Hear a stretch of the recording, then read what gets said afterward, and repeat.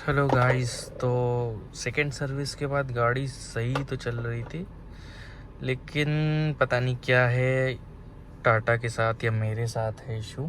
Service करा के लाते हैं और अगर हमने तारीफ़ कर दी गाड़ी की या सर्विस की तो गाड़ी में कुछ ना कुछ इशू आना लाजमी है।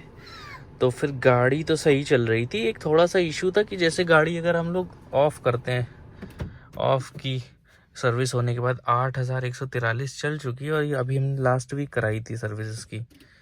तो सर्विस कराने के बाद जब हम गाड़ी स्टार्ट कर रहे हैं तो सर्विस ड्यू का नोटिफिकेशन आ रहा है। सर्विस ड्यू का नोटिफिकेशन आ रहा है, हमने उनको बताया चीज़ ऑफ, ये देखिए सर्विस ड्यू का नोटिफिकेशन आ रहा है इसमें।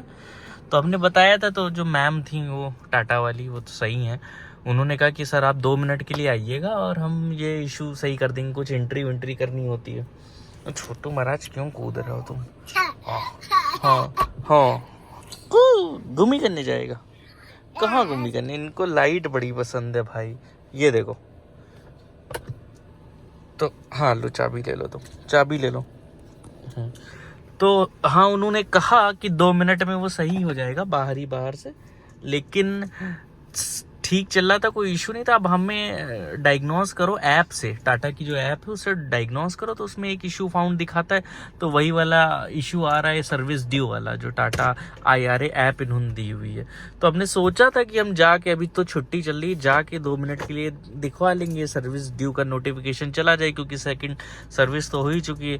लेकिन एक छोटा सा इशू था, हमने सर्विस में बताया था ये चीज़ कि कभी कदार जब गाड़ी आप धूप में खड़ी करके चलाओ या थोड़ी देर बाद खड़ी करने के बाद गाड़ी चलाओ, तो जब हीट होती है या गर्मी से तो पड़ ही रही है, यहाँ यूपी में तो और ही पड़ती है गर्मी, लेकिन फिर भी 35-38 डिग्री टेम्परेचर में जब गाड़ी थोड़ा चल रही है तो एक ब्रेक में वाइब्रेशन आने लगता है, मतलब ब्रेक वाइब्रेट होने लगती है AC चलते में।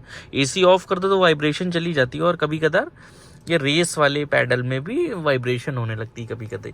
तो वो 1-2 बार होता था, तो हमने सर्विस में मेंशन कर दिया था।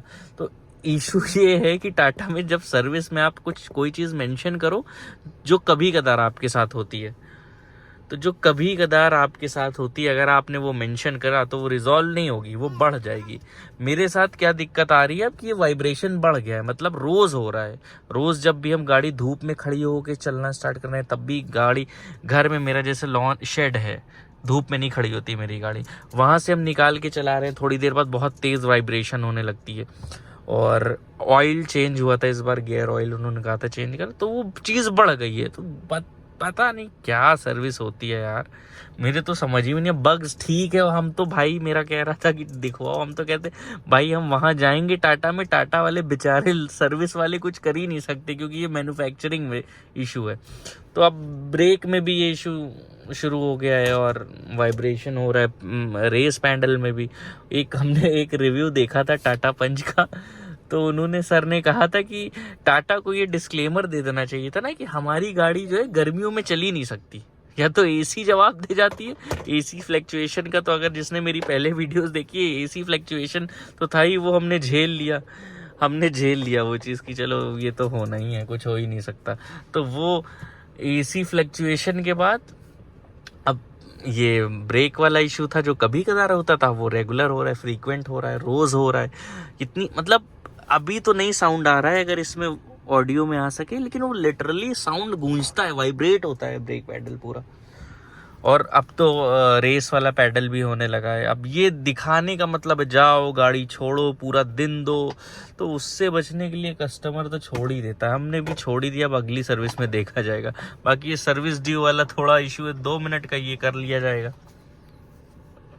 बस, और क्या करा जाए। अब टाटा है तो टाटा है, चलानी है, इलेक्ट्रिक तो थोड़ी बहुत तो झेलनी पड़ेगी।